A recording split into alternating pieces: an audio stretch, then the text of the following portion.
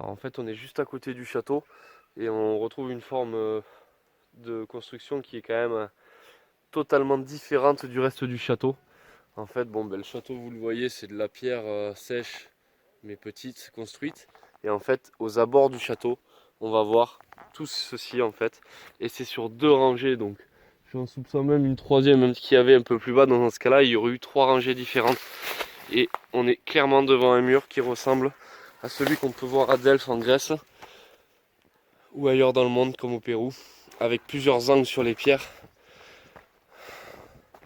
Donc là on voit plusieurs angles sur les pierres. On voit bien qu'elles ont été encaissées ensemble. Regardez, le mur continue. Donc en gros le château pour moi il a été bâti sur un site qui est bien plus ancien. Parce qu'en plus dans la vallée de Roquessens, bon, on a les parcs mégalithiques de Rosas qui est à vol d'oiseau, allez à 35 minutes à vol d'oiseau. Et à 10 minutes, on a le parc mégalithique de Roquessens, qui est juste en bas, avec plusieurs dolmens notamment importants que je vais aller voir tout à l'heure. Je vous laisse admirer le mur.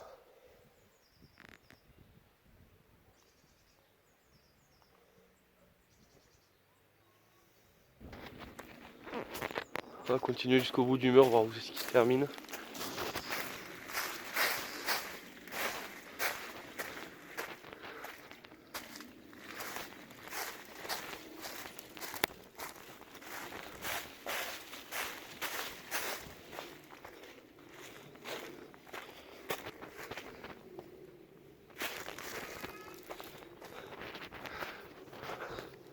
On va se rapprocher. On voit que les blocs ils ont bougé un peu, mais à l'origine ils étaient complètement assemblés. Donc l'ancienneté du mur.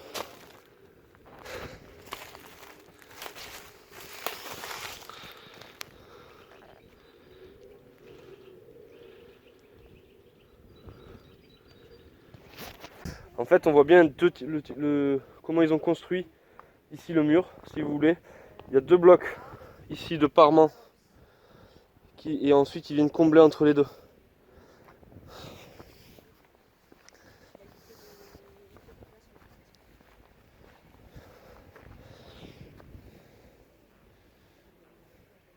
Et donc ce qui est bizarre c'est qu'il est vraiment en cercle sur le deuxième aussi.